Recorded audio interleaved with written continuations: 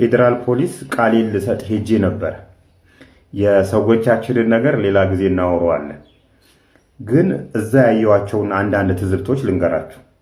በገባሁባቸው ቢሮዎች ያሉ የሰነድ ብዛቶች፣ ያሉ የዶሴ ብዛት፣ ግማሹ ኦልሬዲ ፍርድ ቤት የደረሰ ነው፣ ግማሹ አክቲቭ ነው ገና ወደ ፍርድ ቤት ሊሄድ እንትን ያለ ነው፣ ግማሹ በመረጃ ደረጃ ያለ ነው። እንግዲህ ይህን ስታስቡ ሀገራችን ላይ እየመጣባት ያለው የወንጀለኛ ብዛት፣ የሌባ ብዛት፣ አይነቱ ደግሞ አዳዲስ አይነት የሌብነት አይነት ማለት ነው። ይህንን ከመረጃ ጀምሮ እስከ መጨረሻው ፍርድ ቤት ድረስ በጣም ብዙ ፕሮሰሶች አሉ። መረጃ ትቀበላለህ። እሱ መረጃዎች ምስክሮች ጠርተህ የተለያዩ ሰዎችን ዶኩመንቶችን አሰባስበህ ማስረጃ ታደርገዋለህ። ያንን ማስረጃ ደግሞ ከሀገራችን ሕግ ጋር ከወንጀለኛ መቅጫ ሕግ ጋር ከፍትሐ ብሔር ሕግ ጋር እንዴት ነው ሊጣጣም የሚችለው? እንዴት ነው ክስ ለመሰረት የምችለው?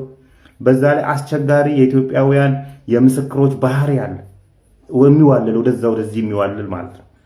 እሱን ሁሉ ችለህ ፍርድ ቤት ይዘህ ስትሄድ ደግሞ የተለያዩ ጫናዎች ይኖሩብሃል። አንዳንዶቹ ቀድመው ይሄዳሉ፣ በገንዘብ ኃይል ይሄዳሉ፣ በፖለቲካ ኃይል ይሄዳሉ።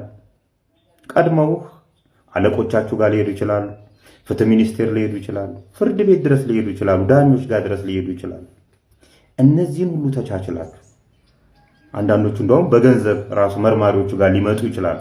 እምቢ ስትላቸውም ሊያስፈራሩ ሊሞክሩ የሚችሉ ሰዎች ሊኖሩ ይችላሉ። ሌባ ቀልብ የለውምና ይሄን ሁሉ ነገር ችላችሁ በተለይ የፊንቴክን ስራ ብዙ መከራ ያየንበት ስራ ስለሆነ በጣም ብዙ ነገሮችን ያየንበት ስለሆነ የተማርንበትም ስለሆነ ይሄን ነገር ችላችሁ እዚህ አሁን ያለበት ደረጃ ድረስ እንዲደርስ ያደረጋችሁ መርማሪ ፖሊሶች፣ አቃቢ ህጎች፣ ይሄን ትዕዛዝ በመስጠት የተባበራችሁ የስራ ኃላፊዎች ጭምር እጅግ ምስጋና ይገባችኋል።